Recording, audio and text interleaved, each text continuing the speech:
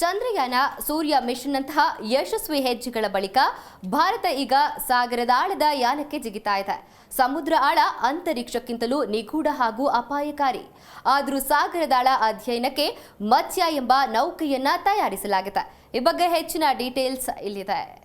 ಚಂದ್ರಯಾನ ಸೂರ್ಯ ಮಿಷನ್ನಂಥ ಯಶಸ್ವಿ ಹೆಜ್ಜೆಗಳ ಬಳಿಕ ಭಾರತ ಈಗ ಸಾಗರದಾಳದ ಯಾನಕ್ಕೆ ಜಿಗಿತಾ ಇದೆ.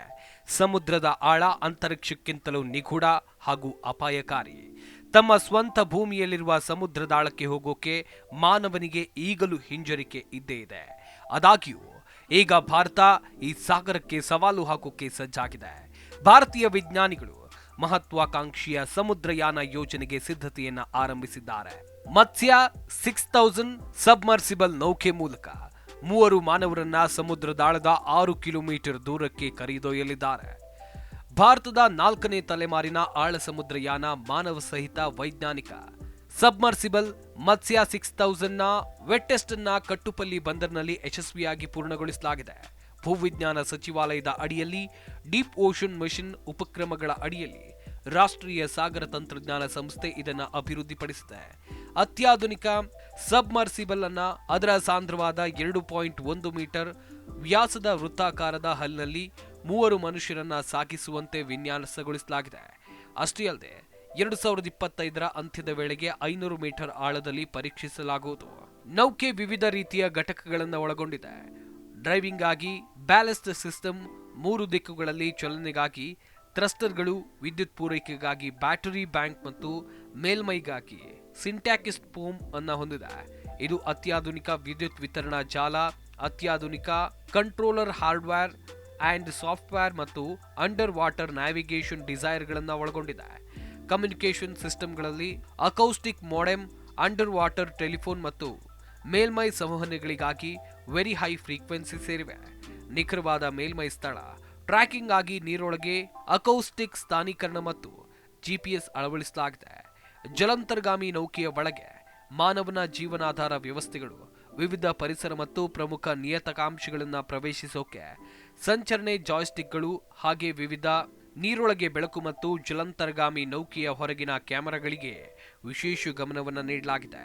ಬಾಹ್ಯ ರಚನೆಯೊಳಗೆ ಎಲ್ಲ ವ್ಯವಸ್ಥೆಗಳ ಸುಗಮ ಕಾರ್ಯವನ್ನು ಖಚಿತಪಡಿಸಿಕೊಳ್ಳೋಕೆ 500 ಮೀಟರ್ ಕಾರ್ಯಾಚರಣೆಯ ವ್ಯಾಪ್ತಿಯಲ್ಲಿ ವ್ಯಾಪಕವಾದ ಶುಷ್ಕ ಪ್ರಯೋಗಗಳನ್ನು ಯಶಸ್ವಿಯಾಗಿ ಪೂರ್ಣಗೊಳಿಸಿದ ನಂತರ ಮತ್ಸ್ಯ 6000 ಜಲಾಂತರ್ಗಾಮಿಯನ್ನ ಜನವರಿ 27ರಿಂದ ಫೆಬ್ರವರಿ 12, 2025ರವರೆಗೆ ಚೆನ್ನೈ ಬಳಿಯ ಕಟ್ಟುಪಲ್ಲಿ ಬಂದರ್ನಲ್ಲಿರುವಂತಹ LNT ಹಡಗು ನಿರ್ಮಾಣ ಸೌಲಭ್ಯದಲ್ಲಿ ನೀರೊಳಗಿನ ಪ್ರಯೋಗಗಳಿಗೆ ತೆಗೆದುಕೊಳ್ಳಲಾಗುವುದು. ನಡೆಸಿದ ಎಲ್ಲಾ ಪರೀಕ್ಷೆಗಳಲ್ಲಿ ಇದು ಪಾಸ್ ಆಗಿದೆ. ಮತ್ಸ್ಯ ನೌಕೆಯ ಕಾರ್ಯವೇನು? ಸಮುದ್ರದ ತಳದಲ್ಲಿ ಇರಬಹುದಾದ ಖನಿಜಾಂಶಗಳ ಕೊಬಾಲ್ಟ್, ನಿಕಲ್, ಮ್ಯಾಂಗನೀಸ್ ನಿಕ್ಷೇಪಗಳ ಈ ಜಲಾಂತರ್ಗಾಮಿ ಪತ್ತೆ ಹಚ್ಚಲಿದೆ. ಇದಲ್ಲದೆ ಹೈಥರ್ಮಲ್ ಸಲ್ಫೈಡ್ಸ್, ಗ್ಯಾಸ್ ಹೈಡ್ರೇಟ್ಸ್, ಹೈಡ್ರೋಥರ್ಮಲ್ ವೆಂಟ್ಗಳನ್ನು ಪತ್ತೆ ಮಾಡುವ ಉದ್ದೇಶವಿದೆ. ಜೊತೆಗೆ ಹಾಗೂ ಕೆಮೊಸಿಂಥೆಟಿಕ್ ಜೀವವೈವಿಧ್ಯತೆ ಪತ್ತೆ ಮಾಡುವ ಕೆಲಸವನ್ನ ಈ ನೌಕೆ ಮಾಡಲಿದೆ. ಈ ಸಬ್ಮರೀನ್ ಸಂಶೋಧನೆಗಳು ಯಶಸ್ವಿಯಾದರೆ ಭಾರತವು ಮುಂದಿನ ದಿನಗಳಲ್ಲಿ ಸಮುದ್ರದ ಆಳದ ಗಣಿಗಾರಿಕೆಯನ್ನು ನಡೆಸಬಹುದಾಗಿದೆ. ಸಮುದ್ರದ ತಳದಲ್ಲಿ ಇರುವ ಜೀವವೈವಿಧ್ಯತೆಯನ್ನು ಪತ್ತೆ ಮಾಡುವ ಮೂಲಕ ಜೀವವಿಜ್ಞಾನ ರಂಗಕ್ಕೂ ಅಮೂಲ್ಯ ಮಾಹಿತಿಯನ್ನು ರವಾನಿಸಲಿದೆ. Bureau report, Zee Kannada news.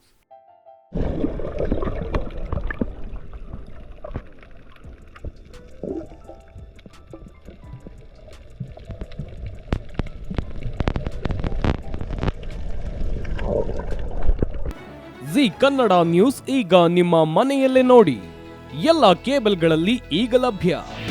ನಿಮ್ಮ ನೆಚ್ಚಿನ ಜಿ ಕನ್ನಡ ನ್ಯೂಸ್ ಈಗ ಸನ್ ಡೈರೆಕ್ಟ್ ನಲ್ಲಿ number 292, Tata play number 1664, Jio TV number 1334, NXT digital number 30, in cable number 30, city networks 51, U digital number 162, GTPL number 17, Rockline telecommunications number 42, Shri Basaveshwara cable number 168, rural cable network 60, Vinayaka digital 57, Abhishek cable 821, city channel 53, Siddeshwara cable network 57, V4 digital Infotech 628, Surya digital networks 53, Gajanan digital number 836, Malnad infotech private limited number